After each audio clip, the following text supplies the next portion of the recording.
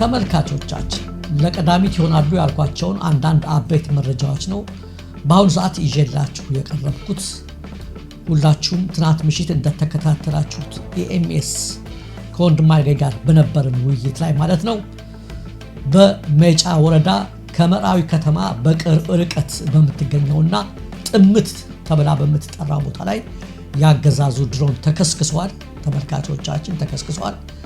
ለዚህም ድሮን መከስከስ የኮሎኔል ታደሰ እሙሉነህ ብርጌድ አባላት የድሩን ድርሻ ወስደዋል ወይም ኃላፊነቱን ወስደዋል። ተመልካቾቻችን አድማጮቻችን ሁላችሁም እንደምታውቁት በጥቂት ጊዜያት ብቻ በአማራ ክልል በተለያዩ ቦታዎች ከ200 ጊዜ በላይ ነው የድሮን ጥቃት የተፈጸመው። በርካታ ንጹሃን ተገድለዋል። ቤት ንብረቶች ወድመዋል። የቤት እንስሳት ወድመዋል። የእርሻ ሰብሎች ወድመዋል። ከሁሉም በላይ ከፍተኛ ሰብአዊ ኪሳራ ደርሷል። በርካታ ንጹሃን የተገደሉበት አሰቃቂ የድሮን ጥቃቶች ተፈጽመዋል፣ ተመዝግበዋል ማለት ነው። ተመልካቾቻችን ከነዚህ ቦታዎች መካከል በተለይ የመራዊው የዛሬ ዓመቱ ጥቃት ሁላችንም እናስታውሰዋለን እና ትናንትና ደግሞ ድሮን የተከሰከሰው እዛው መራዊ አቅራቢያ ነው።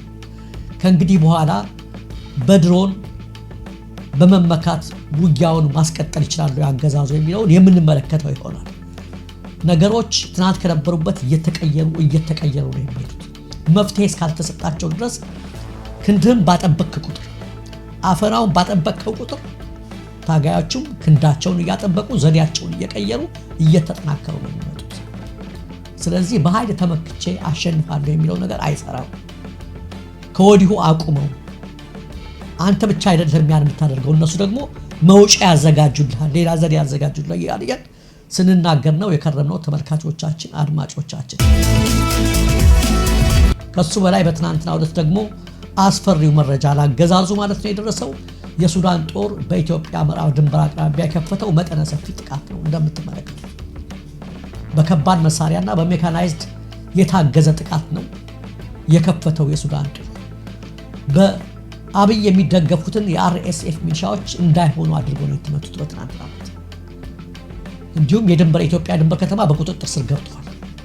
የሚመልሳቸው ያለ አይመስልም። ዘገባዎቹን ስናነብ መጠነ ሰፊ በአብይ የሚደገፉት ኃይሎች በጣም ከባድ ኪሳራ ነው ያስተናገዱት።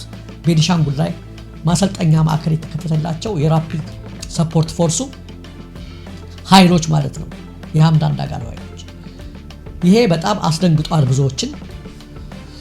የአሁኑ መጠነ ሰፊ ጥቃት በጀነራል አልቡርሃን የሚመራ ሱዳን ጦር ሰሞኑን በኢትዮጵያና በደቡብ ሱዳን ድንበር የሚገኙ ከተሞችን መቆጣጠሩን ተከትሎ የተወሰደ ነው። ቀጣይ እርምጃ ነው። ሰሞኑንም ወስዷል። የኢትዮጵያን ድንበር ከተሞችና የደቡብ ሱዳን ድንበር ከተሞችን የሚያዋስኑትን ተቆጣጥሯል።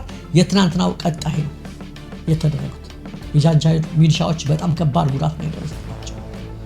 አንዳንዶችን ተከትሎ የነጻድቃንን ሐሳብ በማጋራት በተለይ የብልጽግና ሰዎች ትናንት በሱዳን ድንበር በኩል በኢትዮጵያ ድንበር በኩል የገባው ኃይል ህዋቶችም አሉበት፣ ህዋት በዛ በኩል እየገባ ነው የሚል ነገር እያሰራጩ ነው የሚገኙት። እስካሁን ከህዋት በኩል የተሰጠ መግለጫ የለም። እነ ጀነራል ጻድቃን ግን ከዚህ ኃይል ጋር የህዋት ኃይሎችም አሉ ወደ ኢትዮጵያ እየገቡ ነው የሚል ነገር በማሰራጨታቸው በአገዛዙ በኩል ከፍ ያለ ድንጋጤ የተፈጠረ ይመስላል። በሱዳን በኩል ያለው ጥቃት ከፍተኛ ነው፣ ጦሩም ከፍተኛ ነው፣ በሜካናይዝድ ደረጃ የታጠቀ ነው። ሌሎች በርካታ የውጭ መገናኛ ብዙሃንም እየዘገቡት ነው የሚገኙት። ተመልካቾቻችን እንግዲህ ይህን ተከትሎ ነው የጀነራል ወይም የፊልድ ማርሻል ብርሃኑ ጁላ ንግግርን የምናስከትለው።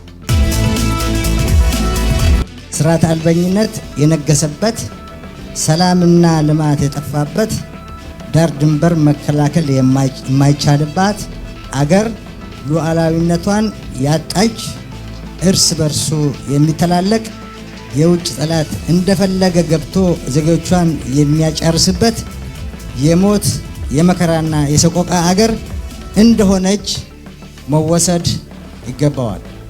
ምንም አልተሳሳቱም ፊልድ ማርሻሉ ይህን በማለታቸው ምንም አልተሳሳቱም። ግን አንድ ጥያቄ እንጠይቃቸው፣ በማን ምክንያት እንደዚህ ሆነች? በእርግጥ ስርዓት አልበኛ ሆነ አላችሁ?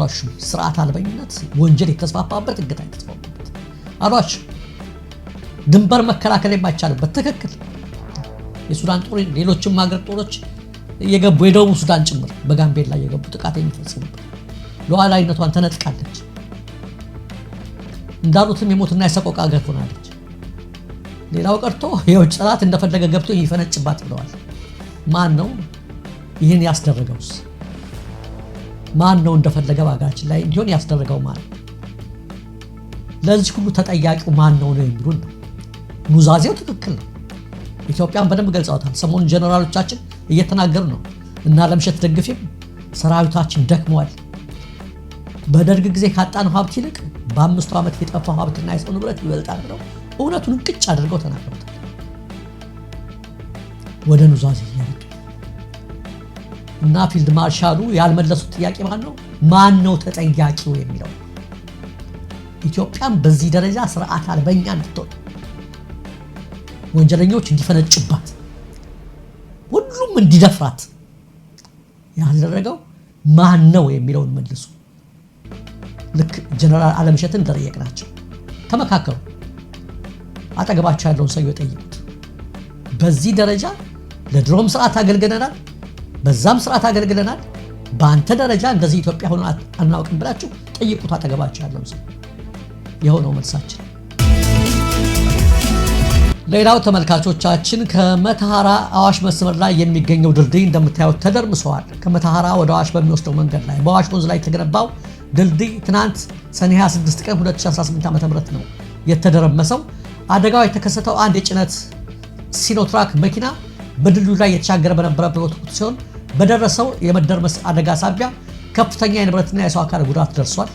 የሶስት ሰዎች ሁኔታ እስካሁን የደረሱበት አልታወቅም ተብሏል። 8 ሰዎች ላይ ቀላልና ከባድ የአካል ጉዳት የደረሰባቸው ሲሆን በአስቸኳይ ወደ ሕክምና ተቋም ተወስደው የሕክምና እርዳታ እየተደረገላቸው ይገኛል። ሌላው ያለምንም ተለዋጭ ማረፊያ ምስኪኖችን ከነቤተሰቦቻቸው እያወጡ ሜዳ ላይ መበተኑ አሁንም ቀጥሏል። ድህነትን ሳይሆን ድሆችን በሚጠላው አገዛዝ ምስኪኖች ለዘመናት ከኖሩበት ቤት አውጥቶ ለልመና እየዳረጋቸው ይገኛል። ለልመና ከውጭ ደርሰው ሲመለሱ ከነቤተሰቦቻቸው ቤታቸውን ያጡት ፈርሶባቸው ያገኙት እናት ምን ይላሉ? ባጭሩ እንስማቸው። ወገን ደርሶ እህል በሚያጎርሱኝ ምንም ነገር የሌለኝ ሴትዮ መጫወቻ ነው ያደረጉኝ። የኢትዮጵያ ሕዝብ ለእናንተና ለእግዚአብሔር ይታያል። አቤት እያልኩኝ ነው የምልህ። ይልህ እቃን ራሴት እንዳገቡኝ አላቅም ምን ውስጥ እንዳለ። ይሄንን ጎረቤቶቼ ሰብስቦን እኔንም እዚህ አንጥቶ ይጣሉኝ። እባካችሁ ነውልኝ፣ ድረሱልኝ፣ ወገን ድረሱልኝ። ወገን ለወገን ይደርሳል። በሳዑዲ አረቢያ እስር ቤቶች ውስጥ 200 ያህል ኢትዮጵያን የሞት ፍርዳቸውን እየተጠባበቁ እንደሚገኙ ሚኒስትር አይ ጋዜጣ ዘግበዋል። በሀገሪቱ እስር ቤት የሚገኙ ኢትዮጵያን ፍልሰተኞች በአረበኛ የተጻፈ ሰነድ እንዲፈርሙ በፖሊስ እንደሚገደዱ በሚስጥር ያነጋገራቸው ኢትዮጵያ እንደገለጡለት ነው ዘገባው ያመለከተው። ካሚስ ሙሻይት በተባለው እስር ቤት ውስጥ ብቻ 58 ኢትዮጵያን ስደተኞች እንደታሰሩ ታሳሪዎች ተናግረዋል። ባለፈው ሚያዝያ የሞት ቅጣት የተፈጸመባቸውን ከትግራይ ክልል የሄዱ 3 ኢትዮጵያን ፍርደኞች ስም የዜና ምንጩ በዘገባው አካቷል። ተመልካቾቻችን፣ አድማጮቻችን የሰዓቱ አጫጭር መረጃዎች እነዚህ ነበሩ።